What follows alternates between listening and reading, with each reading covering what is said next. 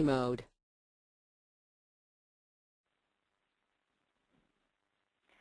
Hi, my name is Elaine Varelis, and on behalf of Career Partners International, welcome to CPI's 2011 webinar series on leadership development. At any time during the presentation, if you have technical difficulties, please call technical support at the number on your screen, 888-259-8414. You might want to write that number down now, 888-259-8414, because we won't show that again. If you also want to ensure the speed of the slides coming to your screen, you may want to close your other programs, especially Outlook. We have a full house today with over 900 people registered. These webinars continue to grow and are designed to share ideas, thoughts, and best practices that demonstrate the impact that developing talent has on business performance. Today we'll showcase some practical tools that hopefully you can add to your toolkit to enhance your own success as well as the success of your organization. For your convenience, we are recording today's session, and we'll send you the link to the recording as well as the presentation slides. We'll also be conducting several polls during the session, and we invite you to participate, and we will keep your answers confidential. Let me tell you a little bit about myself. I am Elaine Varelis. I'm the chairman of the board of CPI and the managing partner for Keystone Partners based in Boston. Keystone has been part of CPI since 1987 when we were founded. I am very excited to host this event and be with you today. CPI is one of the world's largest providers of talent management services. We have a holistic approach to managing talent throughout the career cycle. You can see our partner firms around the globe whose logos are represented here. CPI has the largest footprint of talent management firms with more than 200 offices in over 30 countries. Whether you're assessing, engaging, developing, or transitioning talent, we take the time to understand and appreciate the difficult business issues our clients face. We help resolve them in ways that enhance your reputation as an employer, protect the integrity of your brand, and contribute to your organization's performance. From a best practice perspective, and consistent with CPI's talent management model pictured here, an organization's strategic objectives really serve as the starting point for designing talent management strategies that achieve results. This model depicts the concept and demonstrates how business and talent management strategies are intertwined and influenced by an organization's culture and values. Today we'll focus our discussion on the develop quadrant, which in your organization might include things like coaching for all levels of leaders, identifying and preparing high potentials in leaders, succession planning, etc. More specifically for today, we'll focus on coaching and how organizations are optimizing performance through the use of coaching. We have a comprehensive agenda. We'll start with the importance of coaching to the business, the impact of coaching to the organization, and the value to the participant, with two great case studies from BASF and Rabobank, and we'll have time for questions at the end. We have wonderful presenters here today. We'll start with Ron Streaker, who is an executive coach and managing partner at CMI International, our CPI Atlanta partner. Jennifer Dwyer, who is the leadership development manager at BASF Corporation. Wendy Bellis, Chief Diversity Officer, Manager, Executive Development North America for Rabobank. And Bruce Backus, General Manager, Rabobank, Netherlands, Canadian branch. Ron is an executive coach and the managing partner of CMI International. Ron has a PhD in educational psychology and many years executive coaching experience in a broad global spectrum. Throughout many industries, he brings his expertise working with executives, executive teams, and we're very pleased to have Ron leading us in our presentation today.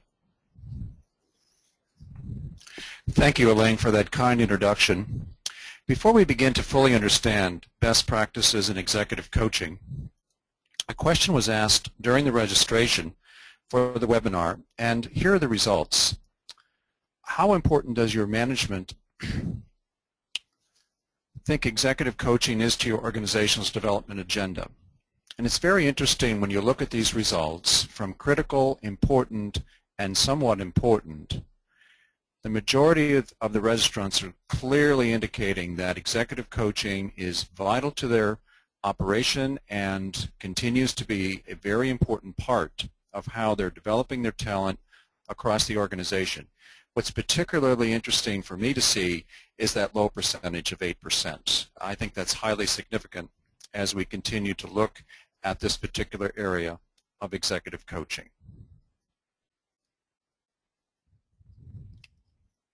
When we think of executive coaching, I think it's important that we define, and when we think of best practices, a definition of what we feel executive coaching is. Executive coaches assist and facilitate the process of awareness, skill building, and behavioral change in very key areas: strategic thinking, executive presence, in other words, how does that executive present themselves in a variety of settings, organizational effectiveness, how do they resolve conflict when all these various issues and problem solvings come to fore? Are they building effective teams?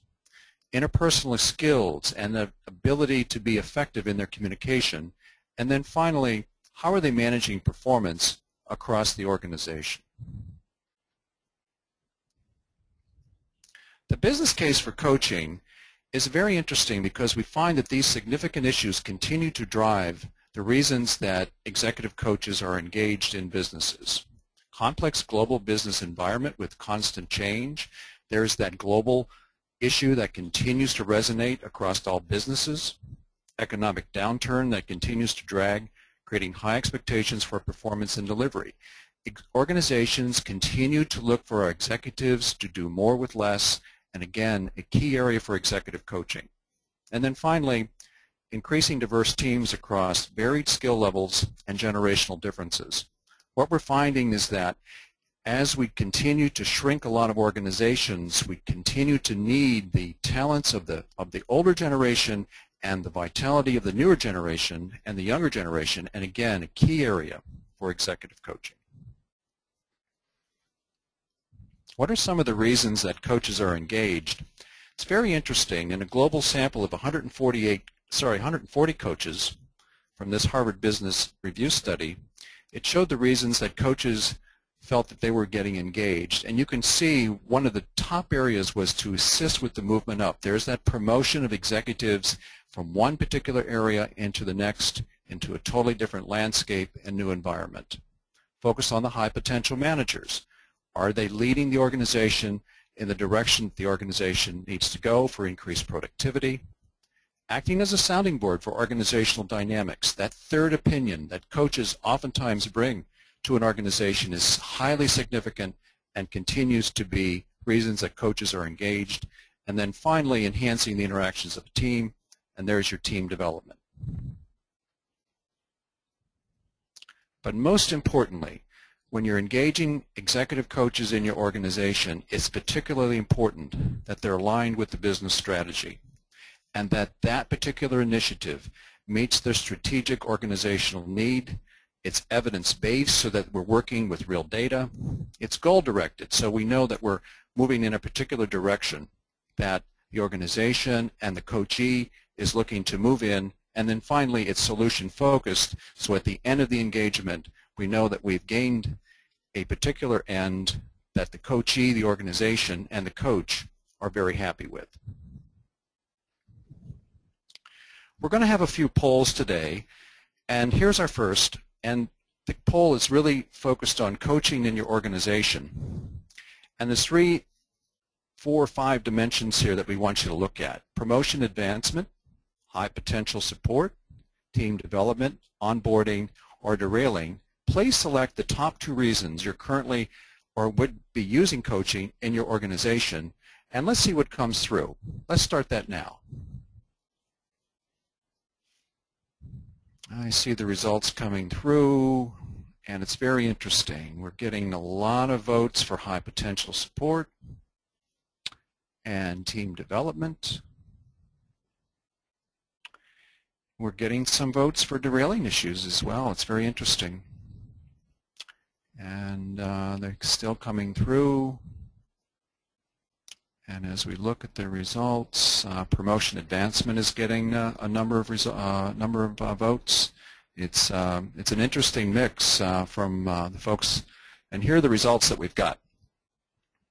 High potential support, again, tends to be such a key area for executive coaching.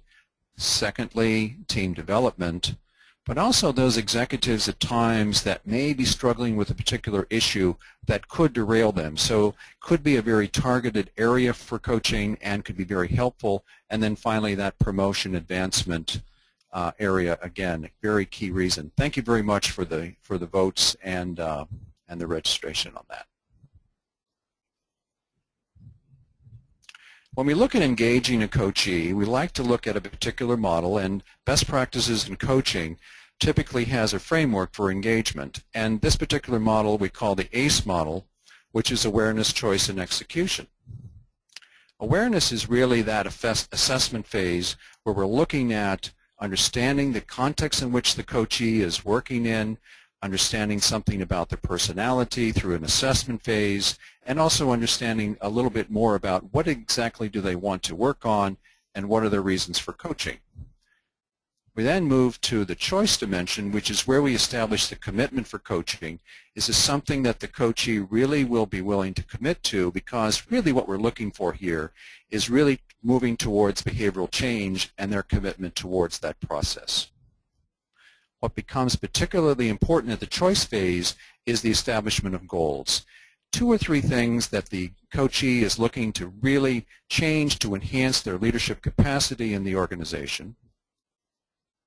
And that creates the individual development plan, or the IDP.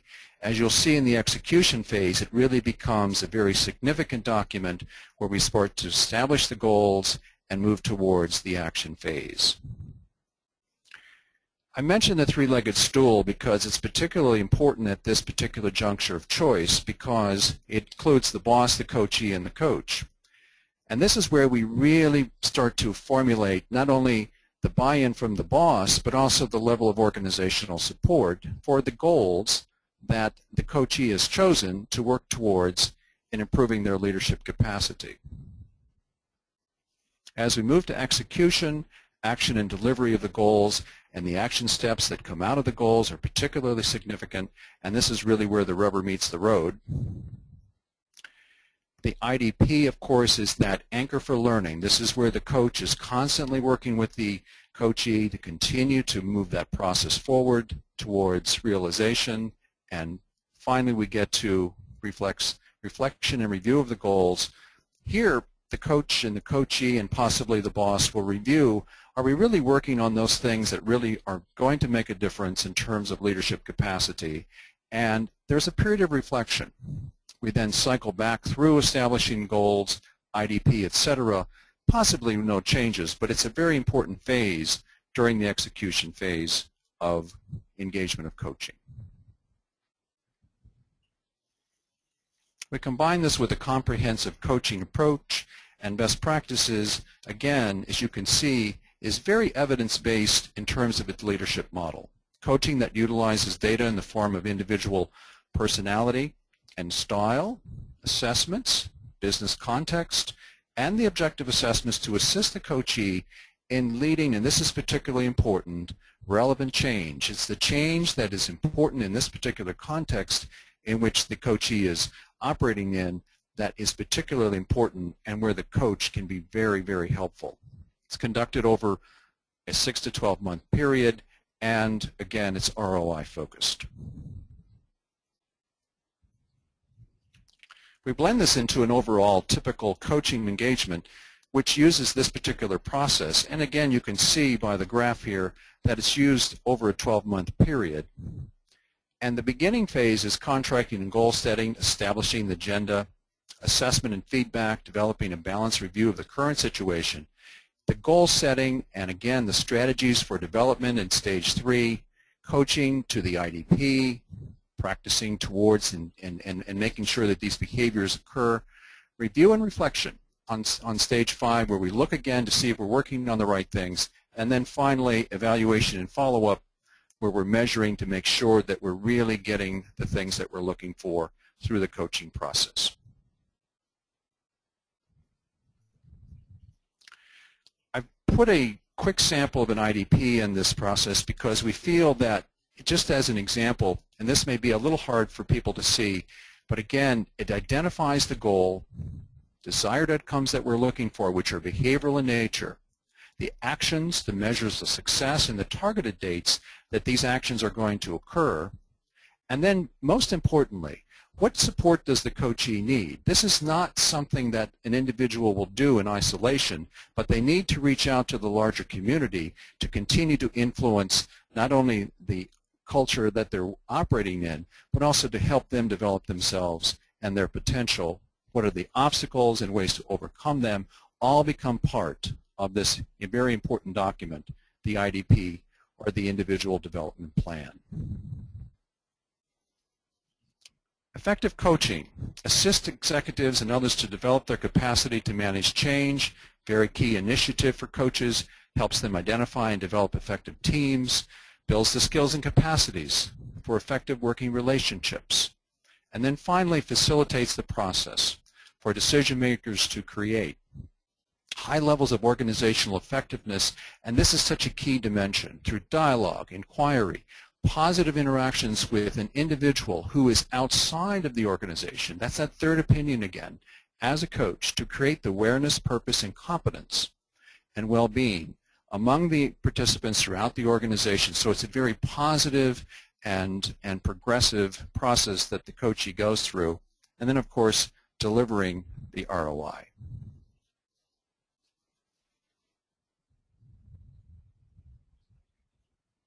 Let's say a bit about the ROI, and here the ROI is again very significant into the coaching engagement. We think that best practices in executive coaching, we need to address the return on investment for the coachee and the organization, and here are some of the key criteria.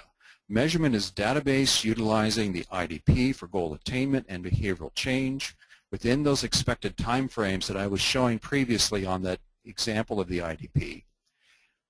Coaching is objective-based. From the beginning contract, as you saw in the coaching process, all the way through the process of coaching, there are objectives that need to be met, and again, based upon those criteria towards change. And then finally, the feedback from boss, peers, and staff, i.e., for instance, through a 360, is particularly helpful in determining the return on investment for the coachee as well as the organization. But what drives the ROI? Coaching, again, as I was mentioning before, cannot simply be a collection of coaching initiatives. It must be strategically aligned with the business and what the business leaders are trying to move forward. And let me give you an example. This program had a specific work-related challenge for 21 high potentials over a period of 12 months and included targeted coaching, skill building, and organizational boss support. So we had all the elements in place as we began this coaching initiative. Each participant designed their own challenge, which meant they owned their own results. This challenge needed to be something that was going to have significant impact in their area of responsibility and potentially across the entire organization. So this was not something separate from how they did their work. It was how they did their work each day. Measures of success were established for each challenge and monitored by the progress made against goals and action plans contained in the coachee's IDP, just as we were talking before. But what drove the ROI? The coaches working in concert with the coachees and the boss to establish significant behavioral changes made for each of the coachees throughout this process that improved their leadership of the organization. And there was, as you can see, significant monetary savings as well and return to the organization as a result of this coaching initiative. If an organization could, for instance, say investing $275,000 in a program of coaching with a return of $12 million, I would say that's a good investment. Let's do another poll. And again, this time the question is, how does your organization measure ROI for development? Quantitatively, anecdotally, or frankly, we don't measure it. Let's see what we have out there as we look at these particular results, and people are voting, and the results are coming through. And I'm seeing quite a bit of anecdotal. I'm seeing quite a bit of we don't measure, some quantitative as the results continue to come through. And still coming through. Anecdotally, we don't measure, quantitatively, and it's interesting as people are thinking through this that it's a very significant aspect of the coaching process. And let's see what else we can get as people think this through. A few more votes.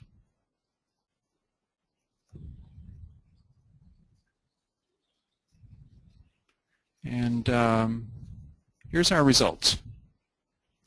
Well, we don't measure is the winner of this particular poll, anecdotally and gut, which gives us 79, almost 80%, and quantitative analysis. Again, what we look for is, as I was saying before, that evidence-based factors so that we can quantitatively determine the ROI. But again, I can see there's a lot of other ways that folks are still determining that return on investment as they continue to engage coaches in the process.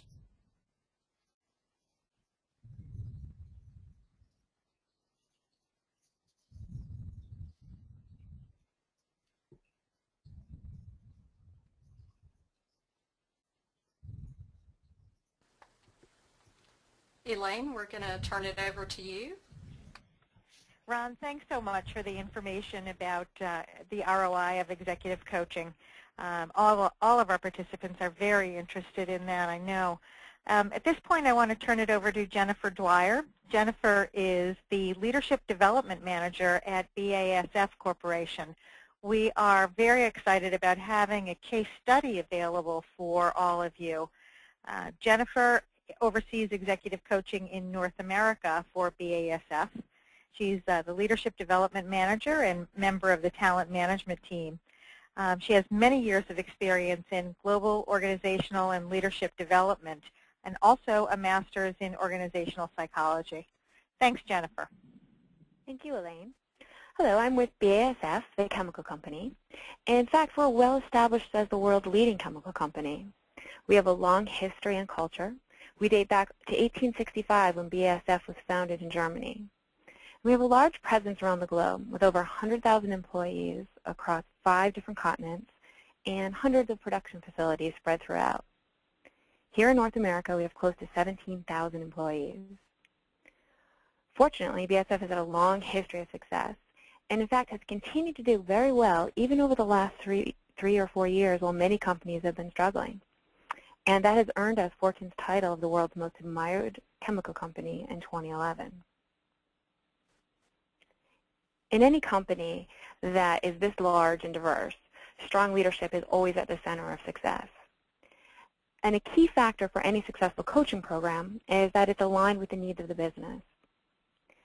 So if we look back a couple of years at BASF, in 2008 there were several business drivers in our environment that really required us to increase our focus on how we were developing and supporting the growth of our leaders. First off, we were rolling out a new business strategy in North America, and that strategy was called Strategy 2020, and it was a focus on how we were going to continue to be successful moving forward. One of the key elements of that strategy was really changing in many ways how we were going to market. So as a business, we had many individual, unique businesses that operated very successfully within themselves. Strategy 2020 told us that to be more successful in the future, we needed to find a way to reach our customers by going as a solid combined force from BASF, so reaching across those different businesses out to our customers, which meant that our leaders were going to have to increase their skills in risk-taking, in collaboration across different businesses that they hadn't previously worked with before, and really coming together so that our customers saw one face of BASF. That was going to require a different set of skills. Around the same time, we also had a global employee survey. And that survey told us that our employees were looking for us and looking to our leadership to provide a greater focus on development and coaching within BASF. So employees, leaders and managers among them, they're also employees, were saying we need to focus on development. We need to continually grow and develop our strengths. And here in North America, we were also becoming concerned that our own leadership pipeline in this region of the world had not been tended to as strongly as we wanted to. So as we look to the future, we started to ask questions. Did we have the number? Did we have the quantity in our leadership pipeline? And did we have the quality of skills in our leadership that were going to lead us to successful implementation of this strategy? So all of these together really said that we needed to find a way to focus on how we were going to continue to grow these leaders. So in order to focus on these needs, BASF started by establishing a new executive position, and that position was VP of Talent Development and Strategy. And that's really where the plan to build out our leadership skills and to focus on leadership and development started. So there are many aspects of the plan, but the one we're going to talk about today is specifically around executive coaching. One of the very first things that was a focus of rolling out executive coaching in BASF was to engage top management as coachees. So literally at the top of our organization here in North America, the CEO of North America, as well as his leadership team, engaged in coaching relationships. And as they became more comfortable with those relationships, and as they started sharing those experiences, and so it was a very transparent thing that they were engaging coaching, that they were learning from these coaches, and they were sharing their learnings with their teams. So as it became more commonplace and more comfortable, we moved it to the next level of leadership. So we implemented as a standard practice. When we hired a new executive, internally or externally, when an executive took on a new role, even if it was a lateral move, every time there was a movement in the executive ranks, we made it standard practice that part of that transition was to engage an executive coach. This very process of making it business as usual made it much easier for individuals to accept that relationship, and also send a very clear message that this was not about fixing someone who had a problem or coaching to fix something, but really about how do we help our business manage its leadership transitions effectively and quickly. It was also important that executive coaching didn't stand alone, so we linked it to other key leadership development activities. So in places where we were conducting Global 360 assessments, as part of our leadership skills programs, in many places across the organization, we were seeing how important coaching was and connecting the dots. This allowed us to really see some results in the organization. And one of the main things that I think that we're very proud of right now is that throughout BASF, coaching has truly been accepted as essential for key transitions. So in the beginning of this process, we were reaching out to individuals and saying, congratulations on your new transition. We'd like to help you with it. Let's talk about how a coaching engagement can support that. We've certainly gotten to the part in the organization where people are coming to us, either as a key transition in my organization, either for themselves or for some other leader in their organization, and they're actively seeking out these coaching relationships in order to be more effective more quickly. Another result that we had was that while we initially focused at the executive level, what we've received is an increased demand for coaching at many levels within the organization. So throughout the organization, not just at the executive level, people have really come to embrace the idea that coaching is a key source of development opportunity, and that it's truly a gift from the organization as opposed to something that is done to someone to fix something. Again, people became very comfortable that this was a key development opportunity. Probably one of the most visible and important results that we started to see was when we looked at individuals that were getting promoted, that were being seen across our organization as strong leaders. We knew that they were people who were openly embracing the idea of leadership development, not only in terms of supporting our leadership development programs, but not just speaking to the importance of leaders, but actually walking the talk. And so individuals who openly engaged in coaching engagements, who openly supported and joined other leadership development activities. We started to see those types of promotions happen within the organization. Not the least of which was that our own CEO of North America was promoted to chairman of the board for BASF globally just within this last year. And at the same time, our senior VP, the head of HR in North America, was also promoted to global executive human resources. So as people are starting to see that the leaders that we're choosing to be promoted in the organization are strongly supporting the importance of developing leadership skills as a continual growth in your career, are starting to be recognized. So we certainly had some learnings along the way. The most important of that was that once executive coaching and coaching was truly championed by our top leaders, the rest came much more easily. It's also essential for us to maintain a key partnership with our HR business partners. Our HR business partners within the business are tied to reality, to what the business conditions are for that particular executive, to make sure that they're getting the right feedback and the right input to really be able to translate their coaching into success back on the job. The high visibility of executive coaching as the norm made it, again, a key aspect of our successful transition. Just last week at one of our leadership development programs, one of the presidents of our divisions easily spoke to new leaders by saying, I'm constantly on a growth, focused on my own growth, and constantly on a journey. And I received a coach. I got some feedback I didn't know what to do with. I partnered with a coach, and now I've been able to adjust and learn to adapt my behavior. So those types of conversations became very important.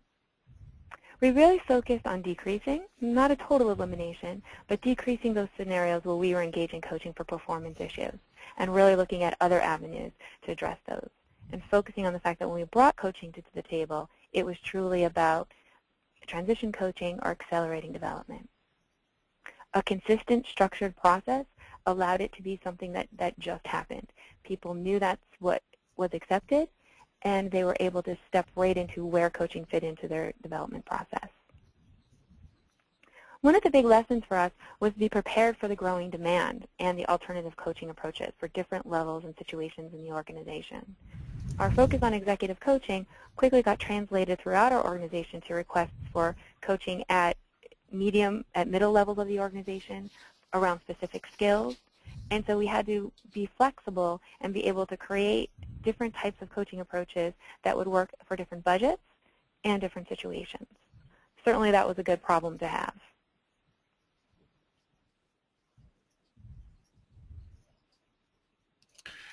Jennifer, I want to thank you for this wonderful example and walking us through the process for coaching at BASF. And I found that a few things were particularly salient as you were talking about executive coaching, how it was linked with other talent management initiatives. That is such a key component. And, of course, the support of the senior management team.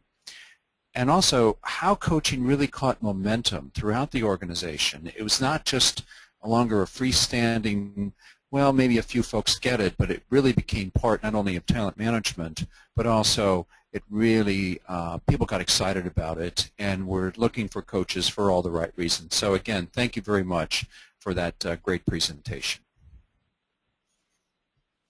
We're going to have another poll, and this one is obstacles to coaching. We'd like you to answer the question, what are the obstacles your organization faces in using coaching? No buy-in from senior executives, coaching resistance and negative stigma, lack of experience with effective resource, bad previous experience, or no budget. So let's see what the responses are as they come through, and here they come. They're becoming very quickly. I can see a mixture of responses, and I have to say, as I'm looking at some of the results come through, the no budget number is certainly there, where lack of resources sometimes becomes very, very significant. The no buy-in for senior executives, as Jennifer was referring to before, is that buy-in is so significant.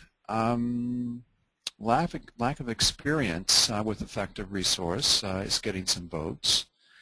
And let's see, folks are still voting as they come through. We're getting a few changes here, and again, that coaching resistance, negative stigma is coming through. But let's see what we have.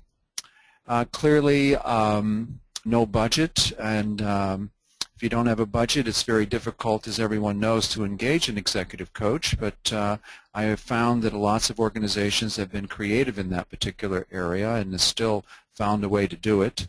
The no buy-in from senior executives is very significant. It's something that organizations need to continue to work with, and that coachee resistance is, of course, very significant, but lack of experience with the effective resource is interesting. But a bad previous experience, very low, which is very interesting to see that in the results.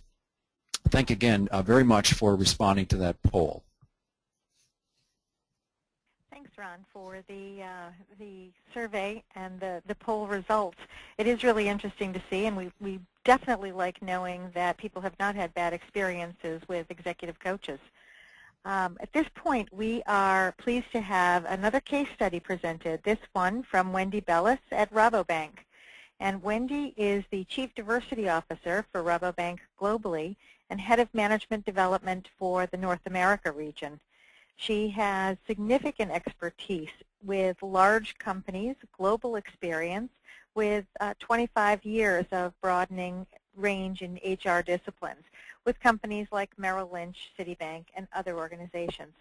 Thanks very much, Wendy. Thank you, Elaine. Well, I don't think Rabobank is a household name, so I'd like to give you a bit of a background about Rabobank and the circumstances that brought us to using executive coaches. Rabobank is a global financial services leader and one of the world's largest banks with operations throughout the world with over 50,000 employees. We were founded in the Netherlands in the 1890s to serve local farmers. And we are in the top 10 of Global Finance Magazine's World's 50 Safest Banks, the only privately owned bank to receive this prestigious award.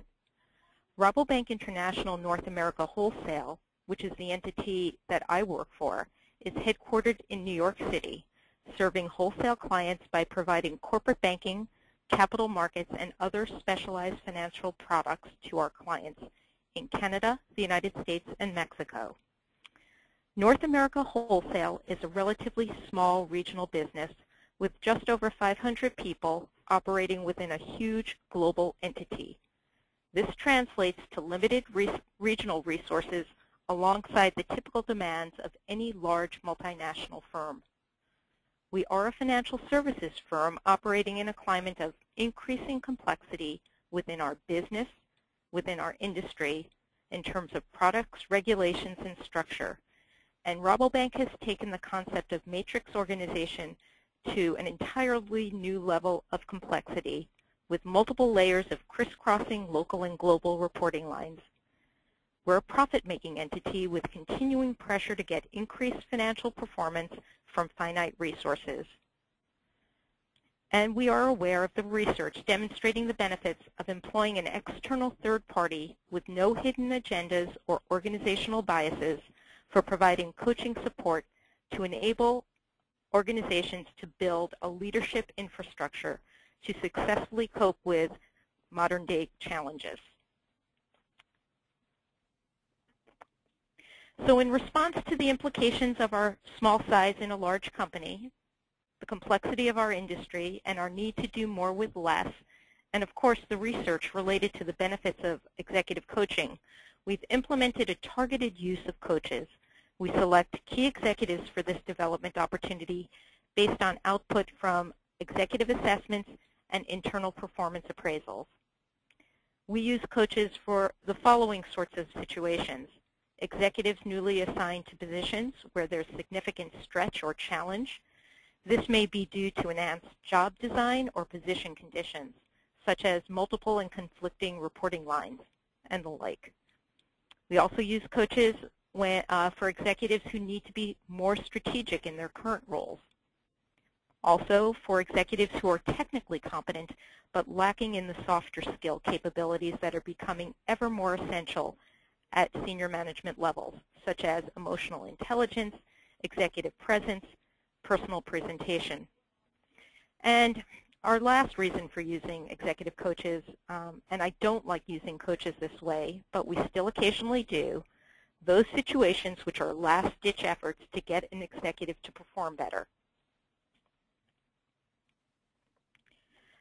It's been our experience that a successful coaching assignment is directly correlated to a clear definition of what success looks like and where the performance gaps are, the openness of the coachee to accept the areas in need of growth and development and own the coaching feedback and the guidance provided by the coach by doing the work required, the direct support of the person's immediate manager to reinforce the coaching exercises, and finally, the skill of the coach. Two of the key factors I just mentioned in the successful coaching arrangement include clear definition of what is desired out of the coaching assignment and direct support of the immediate manager. I'd like to flesh that out a bit.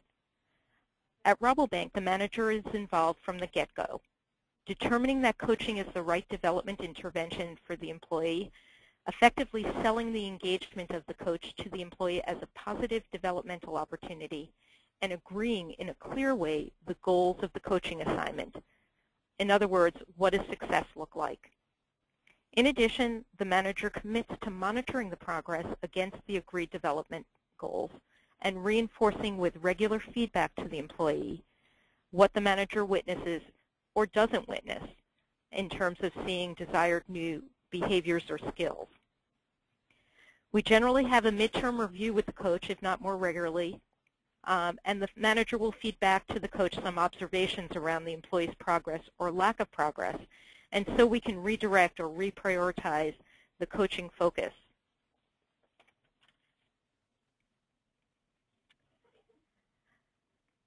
Management has seen the use of coaches for their subordinates as an extra support system for them as they work to enhance the skill sets of their subordinates. Staff historically have been wary of the assignment of a coach as they were primarily used for remedial situations. Now, however, the response is reasonably different. While there are still pockets of resistance in the form of arguments that it will be embarrassing and will demonstrate weakness, many managers and staff welcome the support of an external executive coach. By managers buying into the process in this way, there is very high probability for success.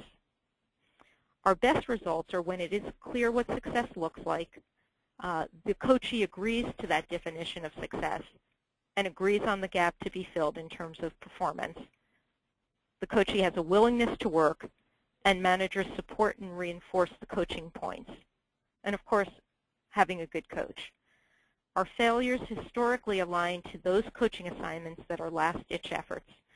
I think more often than not, the key ingredient for success, meaning the support of the manager to reinforce coaching, isn't working well. Usually by the time we employ a coach for the purpose of saving the employee, the relationship between employee and manager in terms of communication and trust levels are broken. In places where coaching has worked well, we have seen increased subordinate satisfaction, which leads to increased engagement, which leads to improved performance. Also, we've seen higher success rates of integrating and establishing newly assigned executives to their stretch roles. That's the Rabobank story. Thank you very much. Thanks, Wendy, so much for that, the case study on Rabobank and how you've used executive coaching so effectively. We are also very lucky to have Bruce Backus, the General Manager for Rabobank, Netherlands Canadian branch. And Bruce is a leader who was provided with executive coaching. And we are very interested in hearing from Bruce. He brings 35 years of experience in banking throughout the U.S. and Canada and came from Texas Tech University with a BS in agribusiness. So thank you, Bruce, for sharing your experience with coaching with us. Thank you, Elaine, and I'm glad to be able to be part of the webinar. You know, the decision to use a coach, really there were three decision points I think that Rabobank and I went through as we went through this exercise. And one of them, the first one was really the choice to use a coach.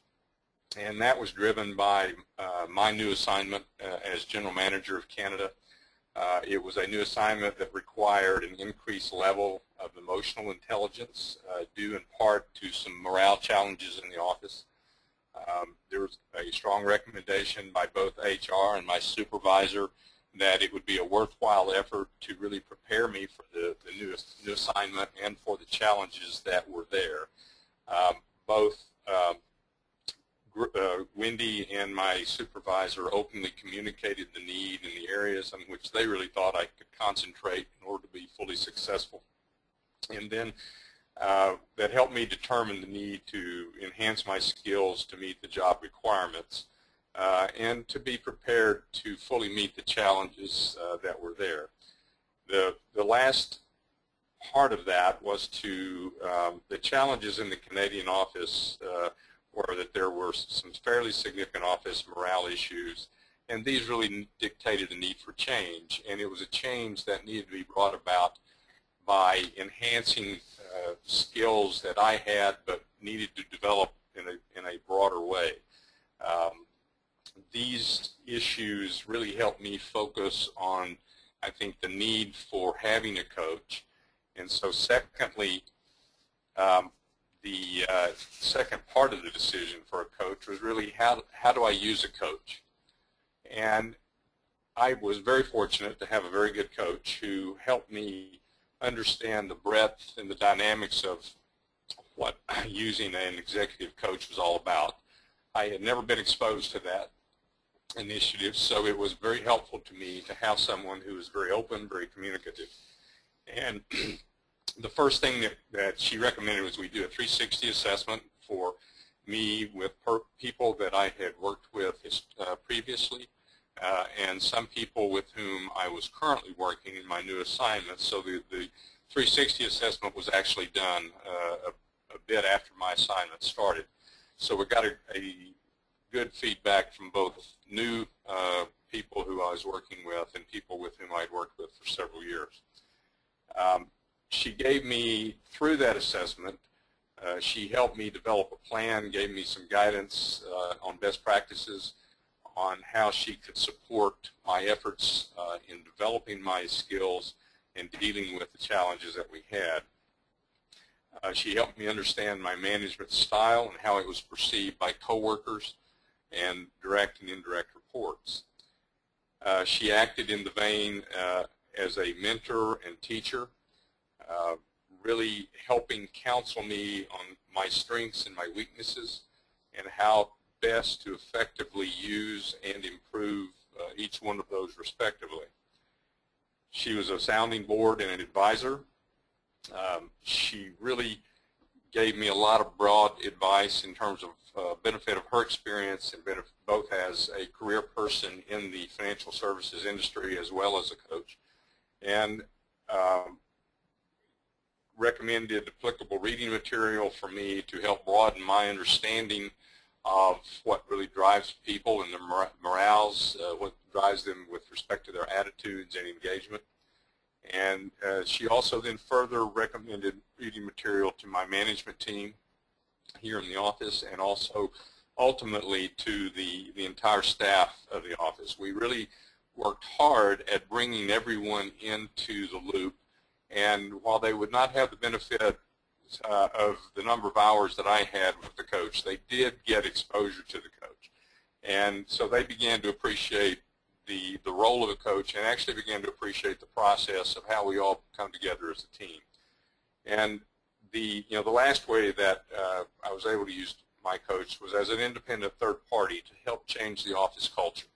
She and a team helped in structuring and administering offsites for my management team on several occasions, and then we had 2 full staff offsites, which helped us identify our collective needs, strengths, weaknesses, and solutions. She helped us as a team in dealing with conflict management, building trust, the importance of transparency among the team as a whole and between individuals, and she helped in developing with us. We all took personality tests for both my management team and the staff on our strengths, personality strengths as well as personality traits. and that really helped us better understand each other in terms of where we were coming from when we had issues with which we had to deal, especially when they were conflicting or had some conflict in nature. Then the last measurement or the last decision really was, how do we measure the ROI of using a coach? And that was probably the most difficult in terms of being able to quantitatively assess. But in looking back on the process, it's very clear to me that the real measurements that we can see are that there was has been a much better recognition of employee needs and solutions. The establishment of common understanding and values-based interaction on how we deal with each other, how we work with each other, help develop an agreed-upon values and cultural practices which we all focus on and try to act on a daily basis. And it gives us a base of common understanding where we can each go back to others and talk about where things may have not been handled as we have agreed upon. So that gives everyone a base from which to review their own actions. And it has increased the trust among all of our staff by the adoption of common goals. And it's increased the performance resulting from improved collaboration. This is probably the most quantitative aspect of it, in that while it was a small office, we had silos that had developed and weren't always collaborating or communicating. What we were able to do was build a team environment in which we improved the morale, and that was really designed to increase our constructive dialogue and interaction. It helped us increase collaboration among the functional groups and identified important issues which we really needed to find solutions for, and we needed to work together on. And these included things such as capital usage, cost containment, revenue enhancement. And all of these things are very important metrics by which our organization measures itself, and things that the office itself knew that needed to be improved but really had not focused on in the past. It enhanced our ability to attract 4 new key personnel. I think by every one of the people we interviewed when we hired for 4 new positions said that they were very amazed at how everyone in the office that they interviewed with or talked to or met all had the same opinion and the same strong attitude toward the bank. And I think that would not have been the case a couple of years before. So it really enhanced our ability to attract some key new personnel. And it increased the trust among employees, which enhanced the office environment in performance. And it just increased the level of satisfaction for all of us in the office. So it was a very fun and a very productive engagement for me, and one that while I did not fully appreciate or understand the nuances at the beginning, I had worked with some very good coaches in sports in my youth, and I knew that if you got a good coach and you really worked with and relied on them, that they could be helpful. I just did not understand the breadth of how an executive coach, how helpful that process could be, but I'm very fortunate and thankful that I did go through it. So thank you very much, and now I will turn it back over to Ron. Bruce, thank you very much for providing a very real, practical example and a very powerful example of executive coaching. Thanks again for that. I wanted to thank Jennifer, Wendy, and Bruce for sharing their experiences and support for executive coaching and how coaching really, as they were articulating to us today, added value to them personally but also for their companies overall. When you can look at these excellent examples of executive coaching, you can see the importance of in the senior management involvement and developing a standard practice for coaching, which Jennifer was very articulate and showed at BASF, the broader effect that coaching has throughout the organization, which Wendy articulated and showed in Rabobank. And then finally, when Bruce was talking about his actual experience with coaching, enhancing his skill, sounding board, that third opinion again as a coach, very valuable for him, and then how it developed the team overall, very significant aspects. And again, thank you for providing those case study themes for us today. So when you think about your business and the potential needs for a coach, here's some things to consider. What do you look for in a coach? Strong business acumen. Do they understand the ups and downs, how the business works? Have they had any real business experience? Have they run a department? Do they understand a P&L? These kinds of things are particularly important when you're looking for a coach. Expertise in human and organizational dynamics. Do they understand how behaviors change, how people can think differently, how they can express themselves differently, how they can actually change interpersonally, and the skills that they express and how they can influence people towards change.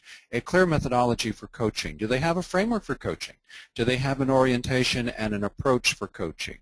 Just as you were seeing that simple model before in the ACE model or the coaching process. A pragmatic real-world experience. Have they been in the world and applying these particular ideas in a very pragmatic way? Again, something to be looking for. Are they current in the literature? And I don't mean just, for instance, coaching literature. I'm talking about business, leadership. I'm looking at all the various ways that people can execute towards plan and productivity. Are they versed in the literature? As Bruce was mentioning before, his coach provided him with a really excellent book that assisted in that coaching experience. So again, very important aspect. And then finally, an understanding of a wide mix of industry situations.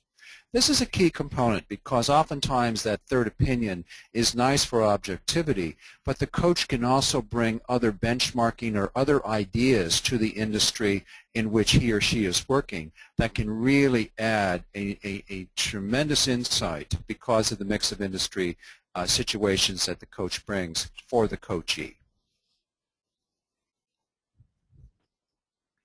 In summary, high-performing organizations integrate and align executive coaching with their business strategy to enhance the capability of leaders to create a competitive edge, increase leadership engagement, and build bench strength. That is a huge component in terms of executive coaching as we continue to build future leaders. Energize high-potential development. The high potentials get very excited as a result of this process and assist their integration through increased levels of responsibility, those stretch assignments, and continuing to move the business forward.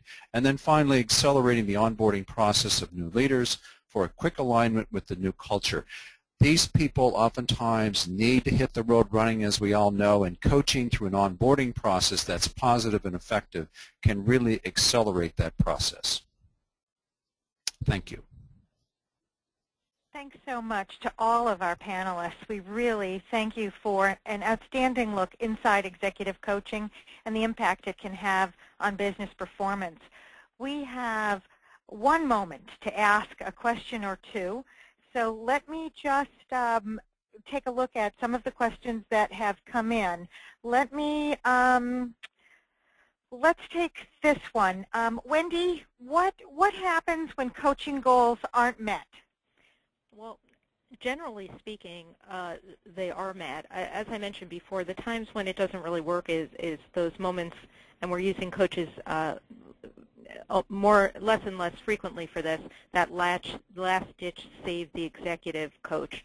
But when we're putting it out there as an opportunity for people to grow and develop, we have great success because we contract up front with the coach, the coachee, and the manager to make it work, and then we do those interim reviews and redirect if things aren't going in the right direction. Thanks. That's really helpful. I'm sorry we don't have more time for questions. I know we would love to get those answered, but at this point we need to wrap up. For those of you who do have more questions, feel free to call your CPI partner and ask those questions, or send us an email and we'll get back to you. We thank you so much on behalf of Career Partners International and our panelists for joining us today, and we certainly hope you found this session informative and helpful. As you'll see, as you exit the webinar, we'll have an exit survey which will open in a separate browser on your computer, and we really value your feedback and hope to complete the survey. That's also the place where you can request your Certificate of Completion for HRCI credit for attending today's webinar. The next Career Partners International webinar is scheduled for early 2012, so please be on the lookout for that invitation. Until then, have a great day, and thank you so much for joining us.